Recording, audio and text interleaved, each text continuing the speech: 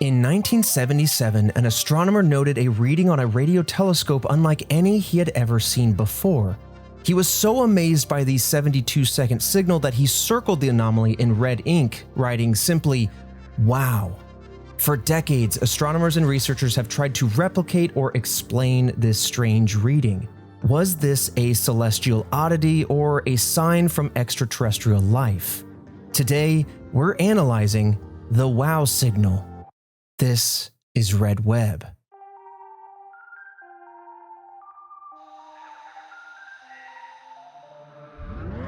Welcome back, Task Force, to another episode of Red Web, the podcast all about unsolved mysteries, true crime, and the unknown. I am your resident mystery enthusiast, Trevor Collins, and joining me hearing about this case potentially for the very first time, Alfredo Diaz.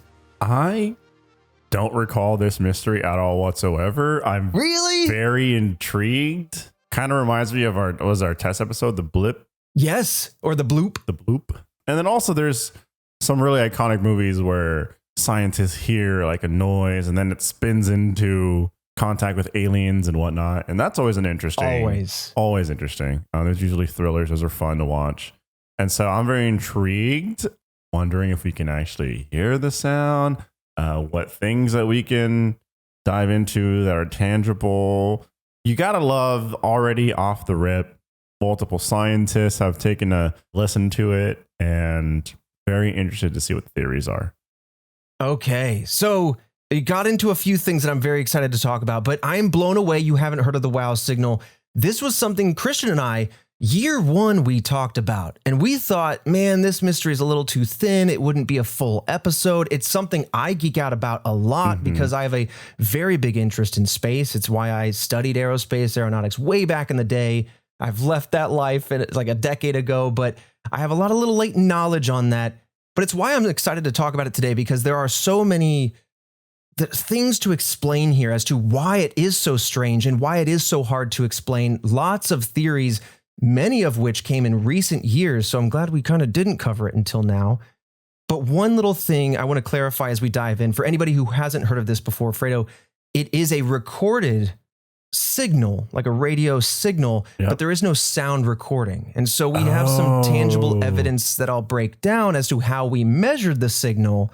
But other than that, though, we won't have something to like grip into and listen to. Man, that would have been cool. Oh, that would have been cool. Okay, it was a recorded signal. Interesting. Yeah, okay, yeah. Good to know. So there's a lot to explain with this one, and I'm sure many task force members have casually heard of this.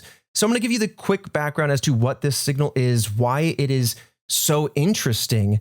But then we're going to move into the investigation phase. I'm going to break down what this signal actually means, because I'm sure everybody has seen this signal, seen the circled WOW before. I'm going to show you that screenshot of the actual reading, break down the science and try to give it to you in layman's terms. Okay. And then I'm going to geek out like mad as we go into the theories. There are some very interesting ones that attempt to explain this, of course, culminating with the idea of, was this an intentional signal from deep space from an intelligent life? That's a very possible viability because the universe is just so vast. Odds are there's something out there. It's just finding that needle in the haystack, right? You got to think it's like nearly impossible, though, just off of the fact of like, essentially, like the further you look out, the more in the past you're looking. Isn't that how it works? Oh, yeah. Yeah. So if someone's trying to make contact with us, they could be like, hey, there's not even humans on this planet yet. That's just a planet that has cavemen or even not even that, right? And they're just sending a signal hoping that eventually we understand it or we get it. Sure. So that's always so interesting too. And the thing too is like when we look out there, right? We took a look at these planets and everything like that. We're like, oh man, there's potential for life, but there really isn't life. But there could be life there right now. It just takes so long for light to travel, and so we're looking into the past. Oh, it's crazy. Yeah. It could be something as relatively close as 1,000 light years. So you're looking at the planet as it is now, but it's light. We're used to mirrors and it feels instant. We're used to flashlights and it feels instant. But over this vast distance, if you're looking at a planet, it could be, or a star, It could be 1,000 light years, which means you're looking at that star as it was 1,000 years ago. It could be way longer than that, to the point where, yeah, maybe life has come or gone since then. Space is wild. It is so cool. It's very cool. And it is very empty. Okay, as we dive in, we're here at the end of March, and we record these episodes in advance, so I want to be very candid about the fact that we had a lot going on in March. First and foremost, I want to talk about things, Task Force, to put on your calendars for this week. On Wednesday, we have Break Room Live yet again. That is shifting its time up 1 hour. It will be 5 to 6 p.m. Central Time. Come hang out with us as our behind the scenes podcast. And if you want to be in the show, interacting with us as we record it, then please come join us live in the Discord. Otherwise, we will post that recording the next month. And then on Friday, this Friday, we have part 2 of Fieldwork, our gameplay series in Obey the Voice. We had an amazing time playing that one. And so we want to finish it up. And so this is the finale. But as I was kind of saying, now has never been a better time to join the task force at redwebpod.com, because we have a couple more ghost hunts, one that we did at the beginning of this month, and some other stretch goals coming out, Red Web Radio, video essay, and then a Red Web on the road. And all of these things were from last year's 5-year stream, which means we have extra bonus materials, deleted scenes, uncut camera angles, sneak peeks at those things as they're coming out, all of this stuff. So above and beyond the normal expectations, and it is truly the best way to support us. It keeps our lights on and allows us to continue diving into new and unexplored mysteries every single week. So thank you all so much in advance. Go head over there. But without further ado, Fredo, I think I need to take you back to 1977.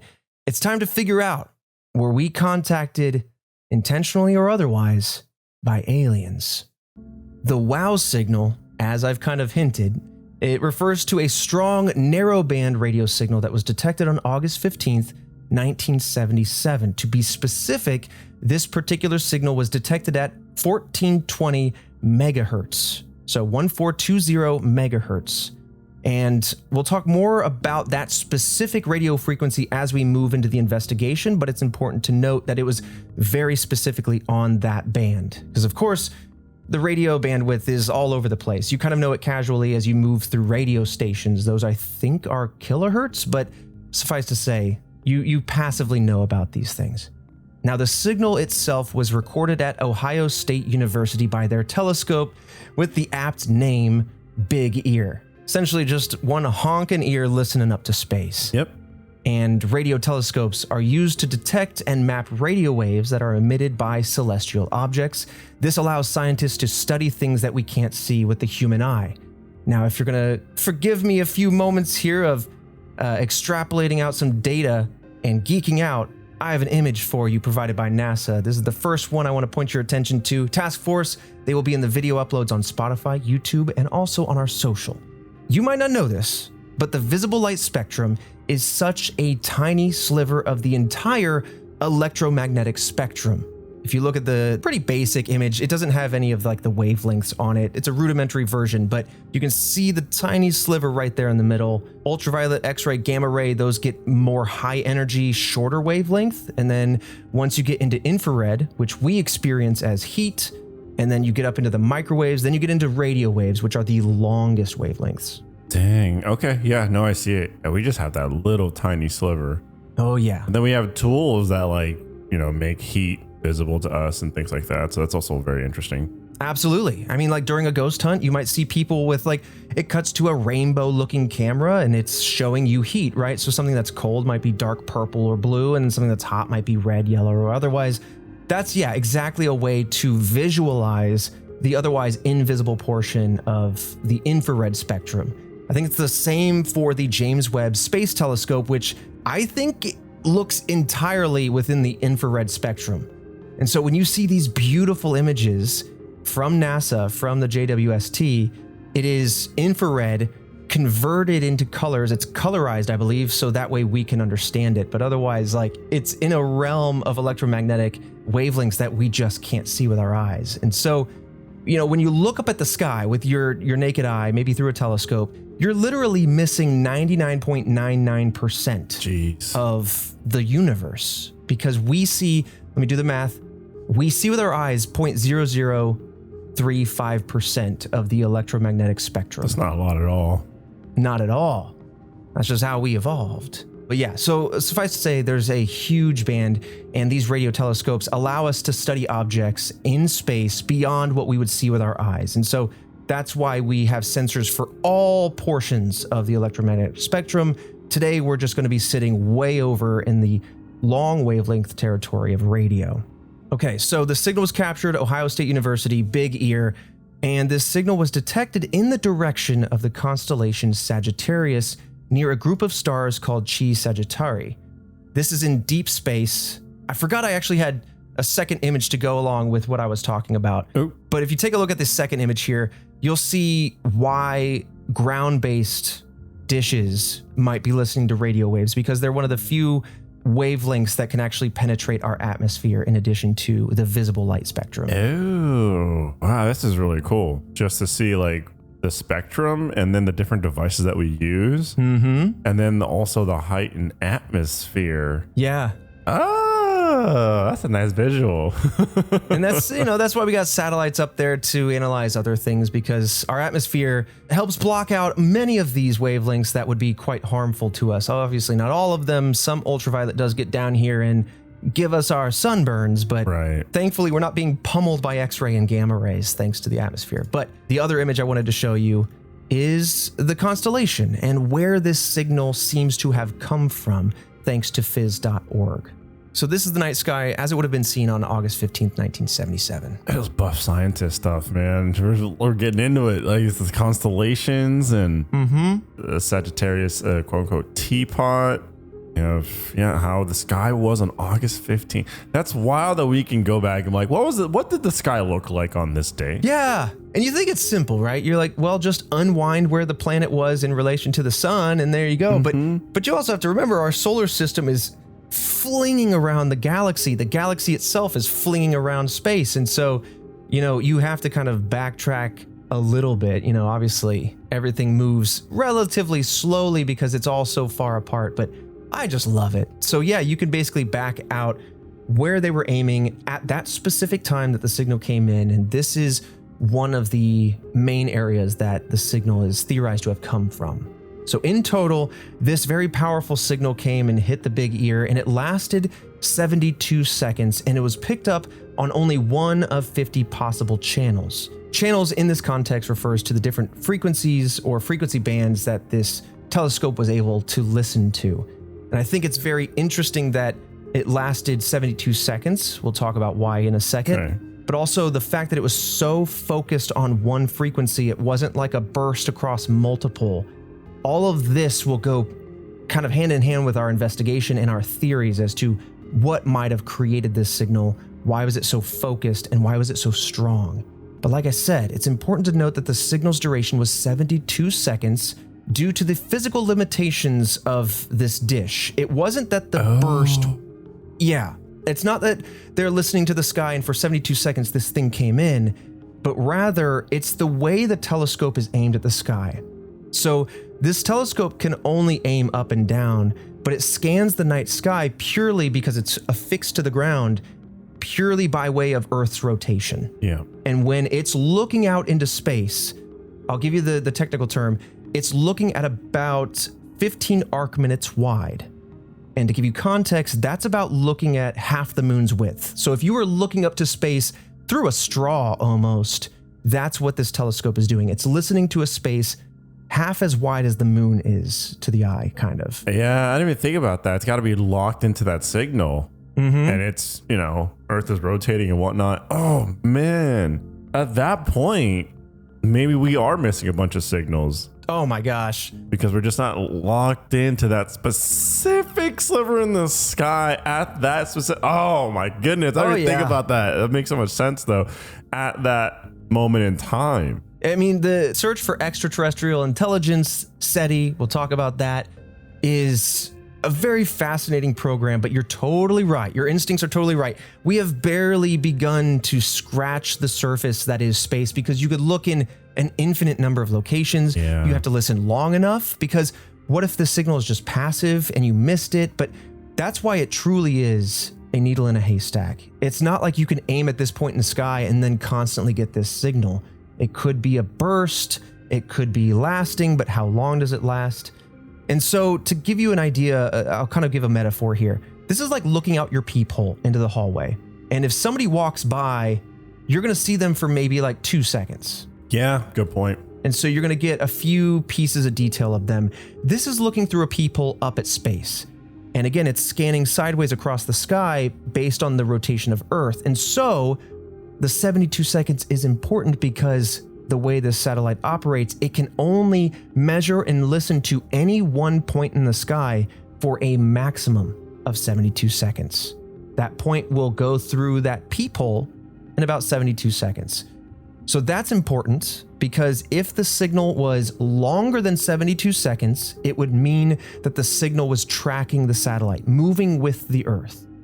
If the signal was shorter than 72 seconds, it would mean that it was a random burst of energy, which happens all the time, and it might not be important. But the fact that it lasted consistently, very strongly, the full duration that we were aimed at it, it means that that signal might have been continuous and coming at us for days, months, we don't know, but certainly an intentional set of time. Or feels intentional, I should say. That's frustrating because of the fact that, like, who knows how long that signal would have gone on for. Maybe we were just like in between like the conversation of the signal or something. Whoa, yeah. You know what I mean? Like, it could have just been like they took a momentary break, or the way that they communicate language, there's longer gaps between words or whatnot, and we just happened to miss that. It's just so tiny, minuscule, specific window. We just happened to basically sail right through whatever this was, right? And the reason why I say all of this is important is because it doesn't confirm that it is an alien intelligence, but it matches all of the profile elements that one would hope to see if it were an alien intelligence. So again, it's not confirming, but it hasn't been able to be ruled out physically yet, right? Yep.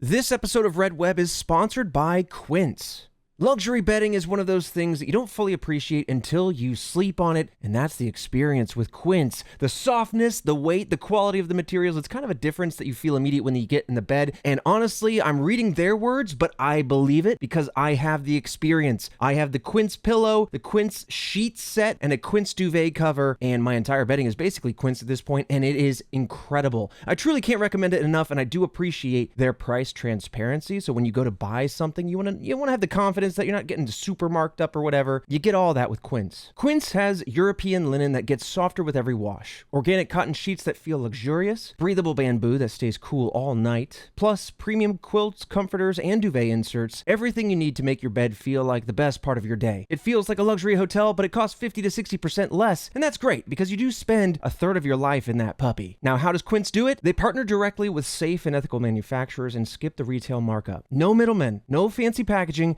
just quality bedding at prices that make sense. So right now, get free shipping on your order and a 365-day return when you go to quince.com/redweb. That's a full year to decide if you love them, and honestly, you will. Now available in Canada too. Don't wait on this. Go to quince.com/redweb for free shipping and 365-day returns. Quince.com/redweb. This episode of Red Web is sponsored by Prize Picks. Shoot your shot on Prize Picks and get $50 instantly in lineups when you play your first $5. So don't miss out on a chance to get started on America's #1 app for sports picks. Prize Picks is simple to play. Just pick more or less on 2 to 6 player stat projections. If you get your picks right, you could cash in. Pick from your favorite sports, anything from basketball, baseball, hockey, UFC, soccer, college basketball, tennis, golf, esports, and more. Taking a look at the app, it is pretty clear in my experience here that they are true to their word. It is very simple to play. You do pick more or less, and so you can focus on whatever sport it is that you like. If you have more knowledge in a certain arena, then you can focus in on that. Like if it's college basketball, March Madness is happening right now, and my boys, the Purdue Boilermakers, are making a scene, and I've got my fingers crossed tightly for them. But yes, they are there in the app. It's very simple to download and get access and then get going. So get in on the action. Prize Picks is now available in all 50 states states, including California, Texas, Florida, and Georgia, PrizePicks puts their users first, so all withdrawals are fast and secure. PrizePicks accepts most major payment methods, making deposits into your account quick and easy this sports season. Download the PrizePicks app today and use code REDWEB to get $50 in lineups after you play your first $5 lineup. That's code REDWEB to get $50 in lineups after you play your first $5 lineup. PrizePicks, it's good to be right. What's also interesting is, again, using that analogy, you're looking at the sky through a straw, and if you manage to keep it fixed, even if the moon passed from you, you'd only see a piece of the moon for a little bit of time, right? What's interesting is that as it swept through whatever this signal was in the night sky, it formed a bell curve of strength. So almost like if, again, looking out your front door peephole, if someone whizzed a flashlight over the peephole, you'd see a light start to emanate, you'd start to see it glow, and as soon as the light is dead set on your peephole, it's at its brightest. And then as they move the light away from your peephole, obviously the light fades back into nothing again. So that's what we're seeing. So scientists are so interested because it confirms that there's a celestial source, a very strong source emanating from deep space, and we happened to sweep through it, and it measured exactly as we would expect it to, in a bell curve of signal strength. I'll break all of that down a little bit more scientifically here in a bit. But a few days after this signal was detected and recorded, astronomer Jerry R. Emin discovered the abnormality while reviewing the data. This wasn't something that was seen right away. Instead, and I have a picture of this gentleman if you want to take a look. Get the man behind the data here. Look at this gentleman right here with his glasses and everything. Yes, perfectly out of the 70s. Yeah. So he's poring over the raw data and he's just kind of seeing, okay, is there anything outlandish here? And I'll show you what this actually looks like. If you want to take a look at the next image, you'll see a bunch of 1s and 2s and a couple other things, but then you'll see a sequence that says 6EQUJ5. And I'll break down exactly what that means, but suffice to say, you don't see anything else like that on the data sheet. So he circles this. This feels unique. Wow, what is this? Right? It stands out to him in the days after this was recovered. Interesting. And that has kind of given this mystery its namesake, the wow signal, the signal that literally just wowed the astronomer Emin to the point where that's all he could say. Yeah, he's just circling it and wow. Yeah. Like you described earlier. So this very strong, focused signal baffled scientists. And so from here and for the decades following, many began to investigate where this signal might have come from, explaining it, trying to theorize what it could be, anything from alien intelligence to natural phenomenons. We'll talk about all of that, but I do want to get into the nitty-gritty a little bit more in the investigation before we get into the theories. So researchers found that the peak of the WOW signal occurred near the 21 centimeter line. In other words, this is called the hydrogen line. The hydrogen line is a specific radio frequency naturally emitted by the hydrogen atom. And since hydrogen is the most common element in the universe, many believe that this would be the logical frequency for any intelligent civilizations to use to communicate. Much like when we sent that golden record out on the Voyager spacecraft, we need to communicate where the Earth is through common languages. And so we map out the Earth based on pulsars that we know exist around us. We also convey geometric knowledge, so that way you're using the laws of the universe to communicate with one another. And so this isn't a guarantee, but because hydrogen is so abundant in the universe, and because it does emit at the 1420 megahertz line, logic would dictate that any intelligent species trying to contact somebody else would also kind of share that wavelength. Say, let's use 1420 megahertz and blast it at somebody. Because then they'll be like, it's usually not that loud. That feels intelligent, right? Yeah. Okay. So notably, and this is partially why, in fact, Earth, through international agreement, has prohibited the use of emitting on or near the hydrogen line. And so you can't broadcast on the 1420 megahertz line because I think it's to protect that frequency from overuse. It also would interfere with studies of the universe, but also we're kind of keeping the line open in case some thicked up aliens from Jupiter want to come calling. Okay. See, you say thicked up aliens, no one's abusing the line. We're all on board. Right. Gotta keep the 1-800-THICK-ALIENS hotline ready to rumble. You never know. Okay. Interesting. That's cool. I didn't know that there was like, okay, hey, everybody, we stay off this band.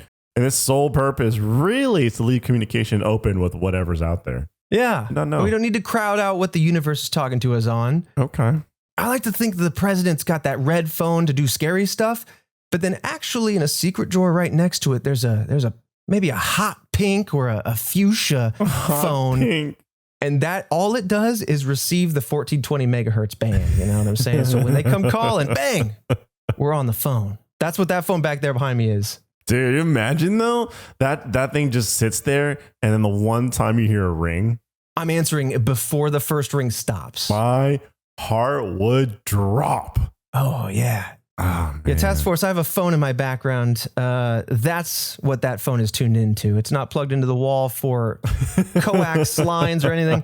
It is tuned specifically to the hydrogen line. So any aliens that catch this wavelength in a couple millennia from now, give me a call. Yeah, they happened to go right to your line. You imagine if somebody converted this internet-based podcast into radio frequencies, a la the Brady Bunch, and it just happened to emanate out from the planet, and just on a drive-by, some sort of alien picks this up, you know, and starts to pine for calling in. They want to hit up my hotline, but we're long gone. I mean, that's true, right? Like you do see in movies or shows, whatnot, they're just sending out signals from like old shows or whatever. Yeah. And so it could be. I don't know off the top of my head. There's an impressive stat here to be said, and I won't attempt to quote it here. But yeah, based on broadcast television, it's a weaker signal. It's not like we're pummeling it into space intentionally, but it does emanate out from Earth. And so there are echoes of our past rapidly going out into space in all directions. And so it will probably be weak by the time it gets anywhere, but it's not impossible for some far down the line, so far future civilization to inadvertently pick up, you know, the Brady Bunch or Happy Days and just be like, Sunday, Monday, coffee, right? And it's like, what is this? I don't know. And then they just, I mean, then they would use that as like, and dissect that and try and use that as communication, and it will be brought up in conversation, which is pretty wild. Yep. Because that's what they heard and that's what they know that we know. And they'll build out a whole image of humanity based on these television shows or... Oh my God. Everyone would be listening on bated breath, dude. Communication like that. Also, so many people would freak out. The world would go nuts. Oh yeah. Like if we picked up an alien broadcast, I don't know if we would know how to interpret it or if it would come through as a signal like this, that we're just like, that it just sounds like noise, right? Yeah. Okay, coming back to the signal, remember it came in, so you saw a bunch of ones, twos, some odds and end numbers. This signal is so interesting because, again, it came in at 6EQUJ5. And these are often confused for an encoded message or a radio signal, as if this is the string of characters intentionally sent to us. However, these characters actually represent the signal's intensity variation over time. By a limitation of this, I mean, again, we're talking about the 70s, so a limitation of how it was measuring and how it was printing, they needed a single character way to represent the strength of a signal. Now, before I give my attempt at explaining this signal, I want to read an excerpt from what Emin had to say regarding deciphering these characters, because, again, he's a brilliant mind converting raw data into single characters, and I think it's interesting. Quote, each of the first 50 columns of the computer printout shows the successive values of intensity, or power, received from the Big Ear radio telescope in each channel, 10 kilohertz wide, in successive 12-second intervals. 10 seconds was used for the actual sampling, and another approximately 2 seconds was needed for the computer processing. In order to conserve space on the printout, Bob Dixon and I decided to use a coding method that would result in only one alphanumeric character for each intensity. He goes on further explaining this in a much more scientific way, but in very simple terms, Emin explains the strength or volume of this signal was marked by a single character, a number or a letter. Of course, you have 0 through 9, and then you have A through Z. 0 is not printed out at all. So all the gaps you see on the sheet, those are zeros. That's the lowest strength. That's essentially background noise. And then Z was the highest measurable strength. So as you can see in the image again, the signals move from 0 up to 6, then it goes to E, then to Q, then peaking at U, before it then drops back down to J and then 5 and then back to baseline. So if I'm losing you there, I converted all of these to numbers. Their limitation was they could only print 1 character. But if they could print 2, the signal strength would be a lot easier to read. So background noise is 0. Yeah. If you see a 1, that means it's 1 times louder than background noise. 2 is 2 times louder than background noise. So when this signal starts, it's picking up at 6, which is 6 times louder than the background noise. Now, converting the signal into numbers, just so you can really casually understand this, it goes 6, 14, 26, 30, 19, 5. So that U, that peak at U, is equivalent to 30 times stronger than the background noise. So that really gives you an idea. Okay, we're listening to space. Oh my God, that's loud. It's 30 times louder than the background noise, right? Could it be like a comet passing by? Could it be like, I don't know, right? Some natural thing that's happening? Absolutely, it could. In fact, we're going to talk about both of those things. Several astronomical, celestial, natural events that could occur, rare as they may be. We'll also talk about a theory that explores comets. But I think the biggest thing to kind of lean on here is just how strong it is. You don't passively, casually get signals this long, this steady, this consistent, this focused on the 1420 megahertz line, and this strong all at once. It truly is a very rare moment in the search for signals from space to see something this powerful. Okay. In fact, I think Big Ear has never measured and never before measured anything as loud as a 30, or again, in this case, a U, to make it more confusing. Oh. Yeah. Okay, yeah, so this is like so have we ever had a spike like this before? We have seen spikes ever since this. I mean, since the beginning of SETI, we have heard signals from space. But the biggest thing about most of those is that they barely get off baseline. They barely get louder than background noise. So you do catch them, you do say, hey, something was there, but nothing has been this loud. And to further maybe over-explain it, the fact that they know it was 72 seconds long is interesting because, of course, you have 6EQUJ5. That is 6 points of data. And Emmett explained that these data points are taken every 12 seconds. So of course, if you have 6 strong data points over 12 seconds, that equates to 72 seconds. So it was the maximum duration that this telescope was physically able to listen. It literally can't track something in the sky as modern dishes can, hence its very limited 72-second window. That makes sense. Yeah. Oh, that's so unfortunate that we're just like limited because of our own technology and that there was a signal being possibly thrown at us. Who knows, man? I don't know. They could have been on their little commercial break. They could have been sending out a signal for a while. We just so happened to catch it like a dead zone in that communication line. Yeah. Now I've got a couple more things to explain here before the theories, but whether you're a believer or a skeptic or somewhere in between where you want to believe but you want to analyze like us, this is super, super exciting. No matter what the answer is, if it's aliens, of course, that's groundbreaking, that's shocking, it's awe-inspiring. But when I start to talk about the interstellar and celestial things that could have happened to create this, you'll realize that we just stepped into an extremely rare phenomenon. This is not something you ever catch. And researchers, in fact, kind of consider this occurrence to be a one-time phenomenon. And so the fact that such a limited telescope that can only scan up and down on the horizon, not side to side and track like modern dishes, the fact that it heard this at all is mind-blowing. A modern one, if it heard it, would have been able to track it and keep on it to maybe get more data. But yeah, again, like I said, we've picked up several strange signals. But to reiterate, the intensity of the signal, the 72-second bell curve shape of that signal strength, and being exactly on the hydrogen line are three things that one would expect to see from an intelligent signal. Doesn't mean it is, but it can't be ruled out. That's wild. I love that. That is mind-blowing stuff. Yes.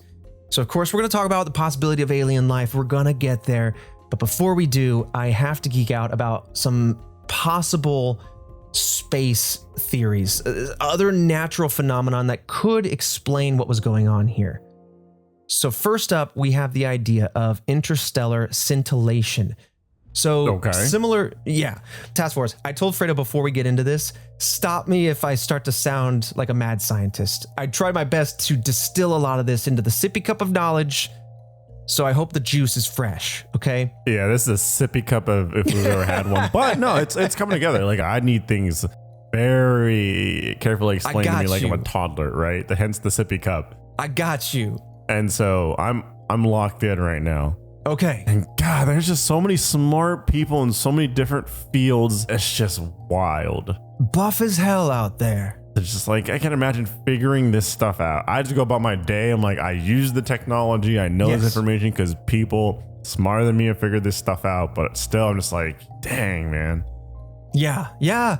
They're doing those mental reps, putting in the work so us, common folk can use a smartphone that bounces beams off of space dishes and, and then I can text a meme to you, you know what I mean? Yep. Or talk about thick aliens. Okay. So if you look up at the night sky and you look at a star, commonly you hear twinkle, twinkle, little star, right? And you see the oscillations through the atmosphere.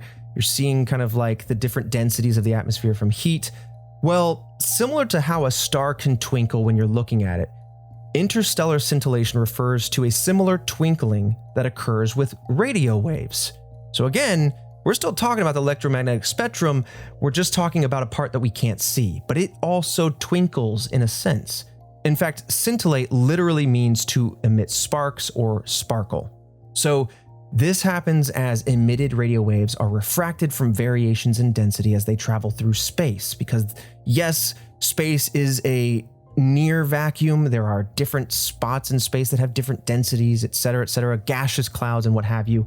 But all of this, and gravitational lensing, moving near black holes, large mass objects, all of this can change how radio waves move and make it to us. Now, some researchers argue that if other dishes, like one that's called the Very Large Array, it's in New Mexico, it is the quintessential 27 white satellite dishes out in the desert. You've probably seen this in Independence Day. You've probably seen this in movies like Contact.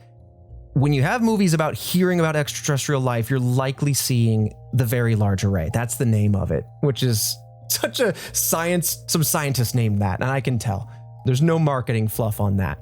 But they argue that if it was simply a radio signal coming to Earth and scintillating in some way, it was so strange that other dishes didn't pick up this very same signal. It's very strange that just this one that was just trained on this one spot happened to pick it up. It kind of implies that it was a focused signal specifically from a spot, like an intentional burst. Because if it was scintillating, something else would have passively picked this up. In fact, talking about the Very Large Array, it is way more sensitive than Big Ear. And so if it happened to listen to the same signal, they would have been able to diagnose this a lot more easily. But it doesn't answer for it. It's a common theory. It's a very light theory, but we're just getting started. Because the next one is where your instincts lied, the idea of comets. So in 2017, there was a man named Antonio Paris who proposed that comets could have been the potential source of this phenomenon. Yep. Paris was an assistant professor of astronomy and astrophysics at St. Petersburg College in Florida. While completing their research and studies, Paris and his colleagues learned that two comets, 266P Christensen and P2008Y2 Gibbs, again, named by brilliant scientists, not marketing, they would have passed through the detection area that Big Ear was recording in 1977. So this is another, I'm going to pause for a second and recognize the mind-blowing nature of this, right?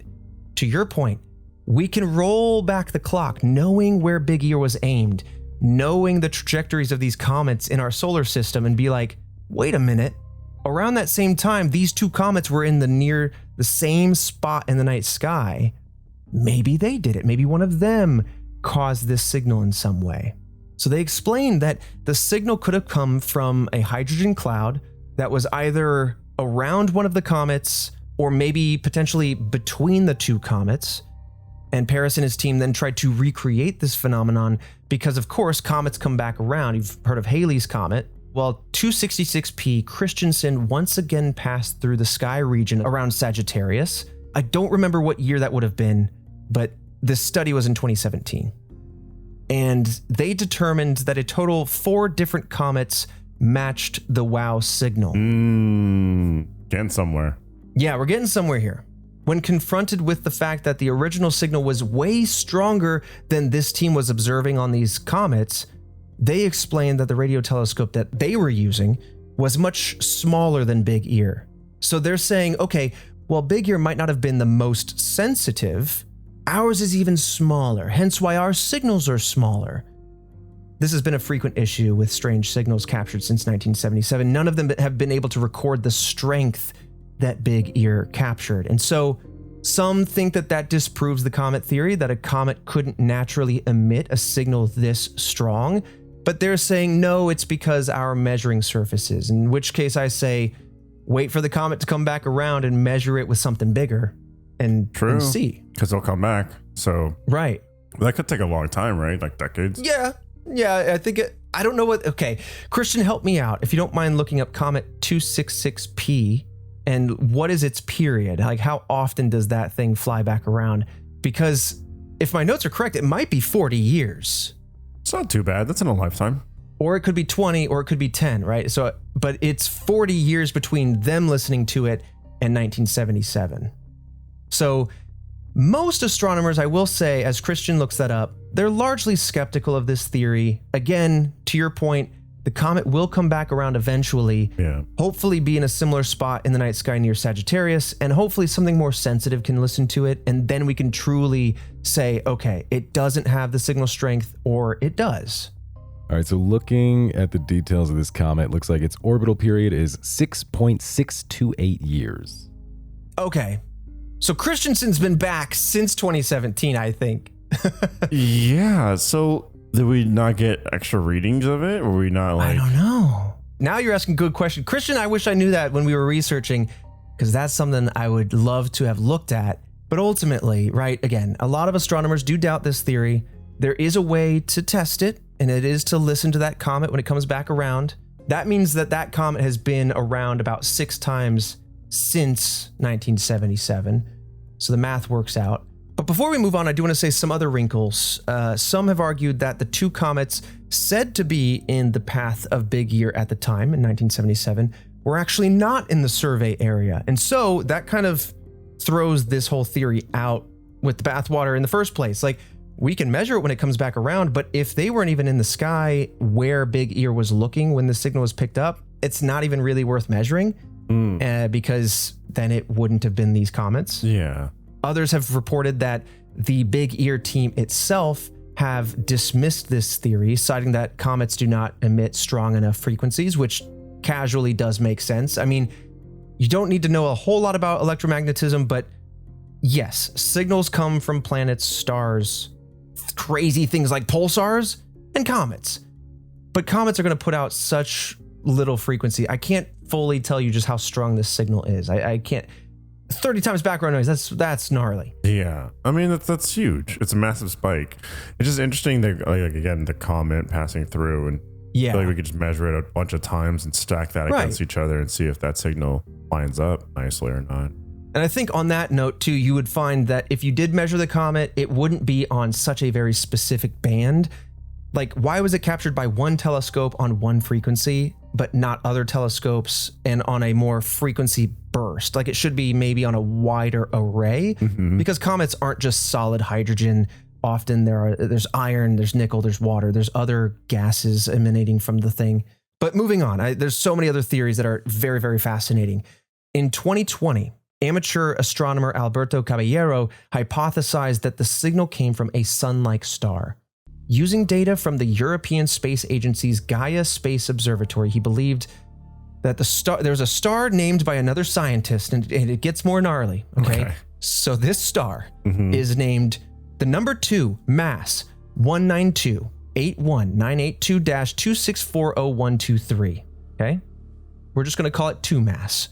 That this star has a possible explanation for the source of the WOW signal. This star is 1,800 light years from Earth, so it's not super far away in the grand scheme of things. It's not hyper close either. It's not Alpha Centauri, right? But Caballero cites that the star has the same temperature, radius, and luminosity as our own sun, making it a likely source. However, this theory does not seem to be widely accepted or even acknowledged by many other astronomers. I think what's interesting about this theory is that it kind of just says, there's a star right there, kind of where the signal came from. I think it's just that. It doesn't talk about the signal strength, the intensity, the fact that when we look at that star now, we're not picking up that same level of intensity. So it's a thin answer, but there's so much more. Hydrogen masers. Let me break this down for you. We all know what lasers are. Light amplification by stimulated emission of radiation. Or, as us kids on the street like to call it, little shiny things that you try to shine in your friend's eyes, right? Yeah. you hit a button and a perfectly lined up wavelength of light comes out, perfectly narrow. It doesn't dissipate. It's not an array. It's a perfect line, and so you get a laser point. There's a thing called a maser, which is the same thing, but instead of light, visible light, it's microwave. So picture like a laser pointer, but it's way more powerful and it's made of microwaves. You point that at someone, they might explode. I don't know, but that's what we're going to talk about here. Okay. In August of 2024, there was a team led by Abel Mendez of the Arecibo WOW project. This project focused on the search for transient radio signals similar to the WOW signal. That was what they were after. This signal was so unique, so interesting, that this project focused entirely on discovering radio signals like it. They themselves, like I said, in August 2024, published a new hypothesis featuring a new natural explanation. They suggest that the signal was the result of a hydrogen maser flare. I'm going to break this down for you, but I have a visual aid that I think will communicate way better than what I'm about to break down. So go ahead and take a look at image F as we have it, Fredo. But again, a maser is a microwave amplification by stimulated emission of radiation. In essence, they theorized that there was a massive cloud of cold hydrogen somewhere in space that may have been energized by a powerful energy source, something like a magnetar or star formation or a shockwave emanating through space. Oh. Yeah. Just cool natural stuff. Yes. Something that would be super, super rare to happen. And if you haven't heard of a magnetar, they're almost as scary as pulsars. They're essentially a city-sized neutron star, like with the density of a star, but the size of New York City. And it has an immense magnetic field. And for whatever reason, a magnetar, for example, could have emanated energy enough to pummel this cold hydrogen gas in space, which would then make it go up, up, up, up, up, up, up. And then the hydrogen being energized would then emit at the 1420 megahertz bandwidth because it's being energized. And it's like, bam. That's wild. There's a lot of other things I'm kind of glossing over here as to why hydrogen does this. It has to do with, I think, electrons moving from different orbits around the atom, etc. But suffice to say, the hydrogen is being blasted by something very powerful, and therefore it is emanating a radio signal. And then we happen to hear that happened, right? That's wild. Yeah, I mean, that's what I was thinking, right? It's just nature doing its thing. Yeah, and we just happened to hear something extraordinarily rare happen. Yeah, dude, that's so cool. I mean, that's probably what I'm going to be on board with. It's just like, oh, we just so happen to come across something cool. And all of these pieces are relatively rare in the grand scheme of things. You might see hydrogen gas clouds throughout space, nebula, and things like that. You're gonna see magnetars, but they're not the most common object out there. And you're also listening to space. But the fact that something, in a process called super radiance, some sort of natural cosmic laser, emanated maybe by a magnetar, happened to hit this hydrogen cloud, and we happen to be listening at the exact moment that it happened. And so it created that hydrogen's normal 1420 megahertz hum in a loud enough energy burst that the big ear caught it and that's why it was so loud. I think this theory greatly explains every facet of the signal, every profile element of it, but it certainly doesn't rob the ability of this to be from an intelligent species. That's still very much on the table here. You can't take it off the table. It's definitely still there, and you kind of hope for it. You hope for a little bit. Yes and no. You know what I mean? I just do I want to take the gamble on whether or not they're going to be friendly? Yeah. Maybe in my later years. I'd like to think I still got a lot of left in me. So yeah. Maybe I'm like my last handful of years. I go, you know what? Let's find them aliens. Mm-hmm. Give them. Let me see a little bit more of Earth before I see a little bit more of space. Now, what's interesting is, again, in the scientific community, this is considered to be the leading alternative, the leading natural phenomenon alternative theory to aliens, because it addresses the perfect frequency, the power behind the signal, and the frequency. It's incredible.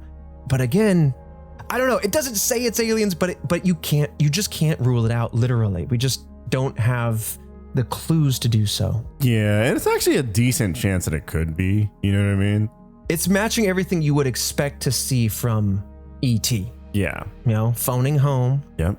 You can't completely rule it out. It's not like, we'd just like to add it in there because that'd be fun. Like, it definitely is an option for sure, but... Sometimes we sprinkle it in for fun. This time is probably the most serious time that we'll ever address it, outside of maybe talking about the Fermi paradox at some point. But what is interesting is, I believe the stars that it emanated nearby, right, in the Sagittarius constellation, Chi Sagittarii, I looked those up. I think they were about 255 light years away. Doesn't mean that they're emanating from those stars. It could be emanating past those stars. We really don't know the origin of it. But if it was an intelligent species, they in some way could be seeing us, right? That's not outlandishly far. Looking at us 255 years ago, I mean, they're about to see the US get formed in some weird way. Dang. But like, people have been around, is all I'm trying to say. A little closer than you'd maybe like. Still wild though. That's how it is. It's like, hey, we're here to communicate. It's just gonna be, we're just so far away that's hard right now, but we're here. Yeah. We're gonna send this to you while you're a baby, but it won't make sense now. But when you grow up, you'll get it. Mm-hmm. Okay, so let's dive in. The theory that this is aliens, because from the get-go, Emin himself was a volunteer for the SETI program. Again, the search for extraterrestrial intelligence.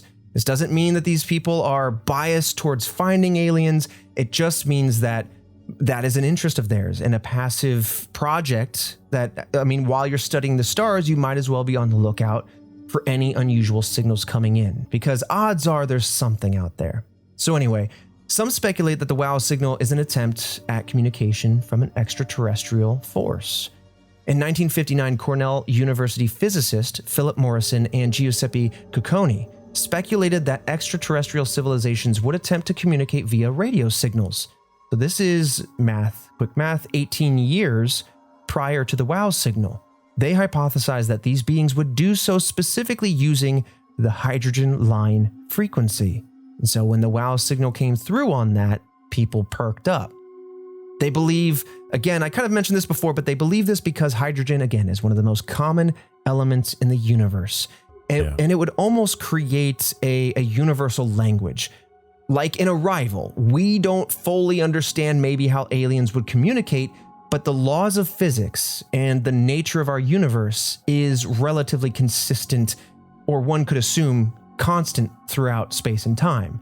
And so you will want to use these fundamental truths in order to communicate. Hence, let's talk on the loudest, most common frequency, the hydrogen line. Yeah.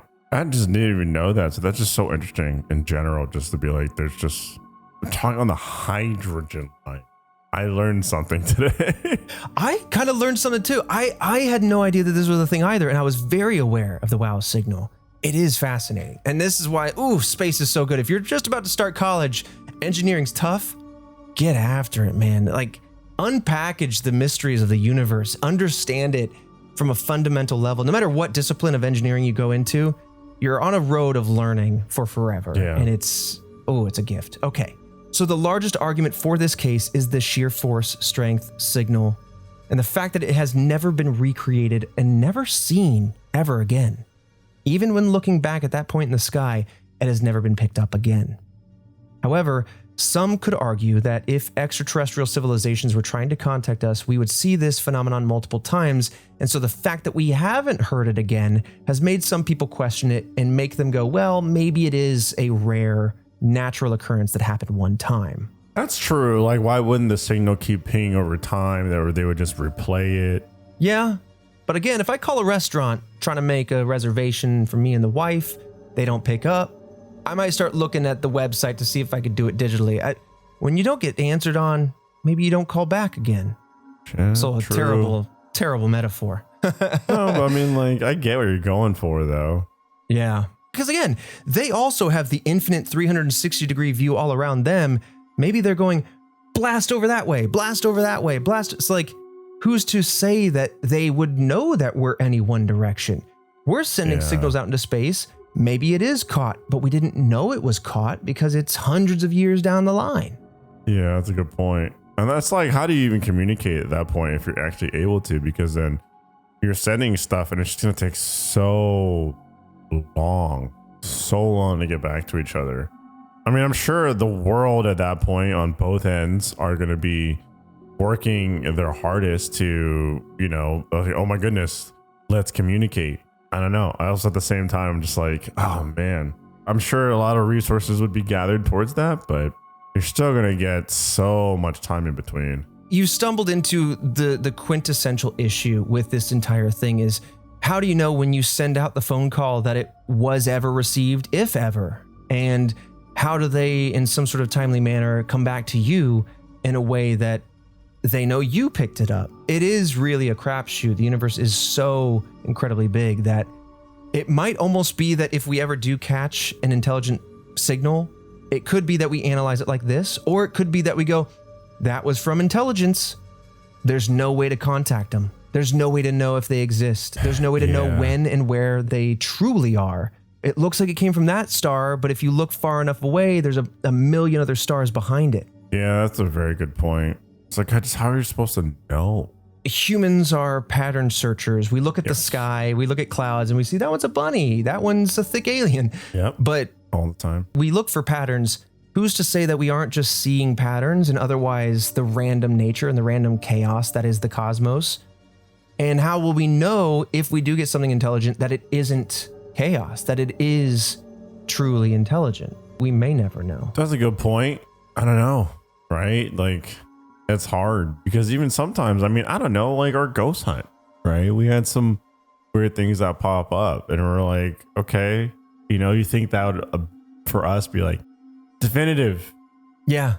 But we're still sitting here questioning it. We're like, I need a little more than that. Give me some more. Right. And ghosts are out here like sweating, going, I'm giving you everything I got. That's true. I mean, we could get more and then just go, it's not enough. Yeah. Yeah. Now, coming back to it, this theory that it is alien life, some people have pointed to the fact that it hasn't repeated again. In fact, per an AP article, I do want to quote Emin once again regarding this very idea. Here's what he said, quote, even if it were beings from another civilization, I would have expected to see it again. We should have seen it when we looked for it again 50 times. Something would have been there. We saw nothing. End quote. So again, even the guy who circled the signal and said, wow, and was part of SETI, props to him. He's not just going, it is aliens. He's actually analyzing it, right? Like a scientist, you have a theory and you try to disprove it. Because if you can't disprove it, then there might be something there. But with that in mind, I want to talk about somebody else real quick. SETI researcher Paul Shook stated that if in fact the signal did come from an alien civilization, they would have had to possess a powerful and extremely advanced piece of equipment in order to create and emanate such a powerful signal. Beyond that, the biggest downer is exactly what you pointed out, Fredo, the vast size of the universe. And given that fact, if anyone were sending us a signal, the odds are incredibly rare that we would A, be able to catch it, and B, they would likely be gone by the time that we could respond. Whether it be physically or time could have perished. I think this will forever be one of those philosophical debates and conversations, because it's all very possible and odds say definite that aliens are out there, but the physical limitations are so hard to grasp. Yeah, that's the thing. It's just like in theory, sure, but to actually like, boom, it exists. I put everything behind it. It's just there's not enough out there. And you also have to think with scientists that have reputations and stuff, you don't want to just put, you know what I mean? Like that's a whole thing. You don't want to put yourself out there without proper like evidence or some kind of solid theory or thesis. And yeah, everyone's kind of just itching to like push forward on it, but they really can't because they need to respect everyone else and thoughts and theories. You know, like how many times someone go against a huge kind of like theory and everyone's like, oh, I don't know about that, and you just push back, and there's a whole social thing within the science community, like there isn't anything. Yeah. So those kind of end the major theories. There are two more that I could have nested into some of these smaller answers with a little bit more nuance that I'll kind of talk about briefly. But in 2021, scientist James Benford proposed the idea that the signal could have come from what he called leakage from a microwave beam that was used to propel an interstellar spacecraft that was using a light sail. Let me break that down. Okay. A light sail spacecraft is essentially a propellant-free craft, usually. It's a very lightweight spacecraft, and it uses the momentum of photons reflected off a massive, massive, thin, reflective surface, kind of like sails on the sea. So when you see a boat and it's got sails, it's catching the wind. That wind is fat particles moving. Yeah. The sail is catching it. It's pushing the ship across the ocean. In space, you could do that with photons. Photons, if you look at the equation of momentum, I think it's momentum equals speed times mass. Photons have incredibly low mass, but incredibly high velocity. And the idea is, if you cast think of like aluminum foil, but maybe even way thinner, and cast into the size of a football field. You cast a wide enough net, you're going to start bouncing photons off of that. And slowly over time, those photons will transfer enough momentum, enough speed to the craft that in theory, this spacecraft could get to 10 to 20% the speed of light. Oh. It's a long build-up period, but that's the theory behind it. And what James Benford is saying is that an intelligent species has a light sail craft, and they're using a microwave blaster to basically shoot it with a microwave beam to give it more photons to feed off of, to further accelerate. Rather than just relying on the passive light of a sun, they're just blasting this thing. And maybe for like a couple of minutes they missed, and it shot past the aircraft, went into deep space, only to be received by our satellite. Interesting. Yeah. Yeah, because who knows, right? We think about that. It might not even be directed towards us. We could have just caught a signal that just kept going. Yeah. God, there's so many different angles to this. You're totally right. You said this earlier, but what if they're like blasting a radio signal to a planet 200 light years the other direction of us, and our silly little planet just happened to get right in the way, and they're like, sorry, interference, I think I hit a planet. Yep. Yeah. And our planet's going, what the hell was that? Yeah, 1,000%, dude. 1,000%. It's crazy. I mean, you think of like early days cell phone towers, and you're like, it's cloudy, man. I can't get a good signal. Maybe we were just the cloud for a little bit. Was it? Yeah, it could have not even been meant for us. Yeah. Man. Okay, one other small theory has to do with the wildness of space. Researchers have proposed that a standard faint radio burst, something from a celestial object, common radio burst kind of activity, might have gone through the process known as gravitational lensing. If you've ever seen the movie Interstellar, you'll see how wormholes or black holes bend the space around them. Yes. And you can actually, and this is how we've been able to see galaxies incredibly far away. Oh my God, this is so hard to explain because it's so mind-blowing. But if there's a galaxy between us and a further away galaxy, if it's just right, the light from the galaxy further away can bend around the closer galaxy, bend around it like a lens, collapse back in on the other side, and then come to us looking like it's magnified. So you can literally use the gravity, the mass of a black hole or a galaxy, and you can use that as a magnifying glass to look at and listen to things on the other side. You following? Yes. Basically, in this case, they're saying The radio waves were emitted by something normal, just a light burst, nothing super strong. But they happened to pass by something with an incredible mass. Could be a star, could be a black hole, could be another galaxy. And it perfectly came by, wrapped like the radio waves bent around that mass and magnified. So that way when it hit us, it looked like a uniquely strong radio signal, but actually it was just like an amped up normal signal. Dude, there's just so much to it in terms of like, I mean, there could also be so many things in between the signal being sent to, and yeah, and how that'll affect the trajectory of the signal, the strength of the signal, etc.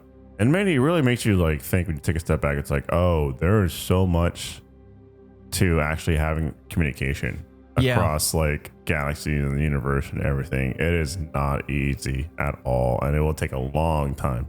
And then especially once you get to relativity, once things start traveling near or at the speed of light, game over, man. Yeah. I think when a photon, okay, I don't want to speak out of turn because a photon moves at the speed of light, and because of that, time essentially freezes. So a photon, I think, collides with its destination at the same time as it's emitted in a weird way relative to the particle. I don't want to speak out of turn. Relativity gets very weird when you go to the speed of light. There's essentially like a singularity at that point. I'm geeking out. Sorry, I'll get back to what we're talking about. Basically what's happening is, you take a magnifying glass into the sun and you move it down to a piece of paper. You take that normal light and you focus it into something stronger that could maybe help you create a fire. It's possible that the magnifying glass in this case is some sort of celestial object taking background noise and amplifying it to the point that when we get it here on Earth, it sounds outlandishly loud. Does that make sense? Yeah, magnified, yeah. And so again, it's just like a freak accident of nature kind of thing that we just happened to hear. That's what that theory is kind of saying. But all in all, over 100 studies have been conducted over the same region of sky. No answers have ever been like fully agreed upon. There's obviously leading theories. Right. But nothing has proven what this signal is. And of course, it's never been heard again. Damn. So despite that, and despite the fact that we held on to this theory because we thought, there's not much meat on the bone here, so maybe we hold on. There's so much meat on this bone. Yeah, no, there is. I love how into the weeds it gets, right? And how scientific it gets. And then it's just like an episode where it's great for just like theorizing, but then also just the learning of how difficult it is to communicate and how precise and the timing and everything that goes behind it.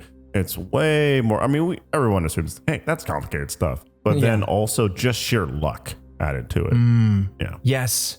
The rarity of all of these things that might have happened coalescing to make this one signal that we happen to hear. Yeah, it's wild. And yeah, when you really distill it down, powerful signal sent from space. Was it aliens? And then most people go, no, there's no aliens. Like what I thought was really interesting, and this is kind of the take that I wanted to go, is understanding a little bit of the science underneath it all to really express and impress upon you why it is the wow signal, why it has the wow factor. Because once you understand that, it kind of shifts the conversation. It shifts your lens from what is my personal belief to, whoa, there is a lot more possibility going on around this, natural and otherwise, behind it. And so I think once we kind of settled into that angle, I think it made a lot more sense to kind of approach again. But as we come to an end on the WOW signal, Task Force, as always, share your theories on our Discord channel. Love hearing your theories afterward, things we missed, things we didn't think about, reactions you had,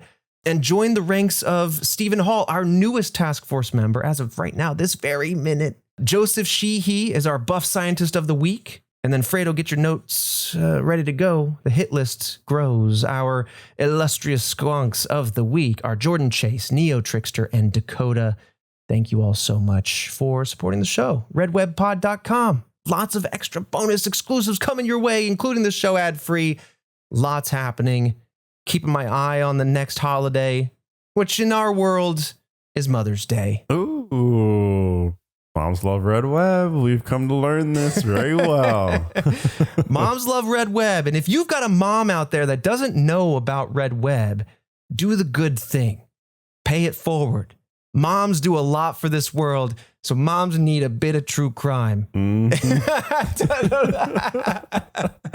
Red Web loves moms. Moms love true crime. Make it happen. Share us with your moms. And with that said, Fredo, I'll see you right back here next Monday for yet another mystery.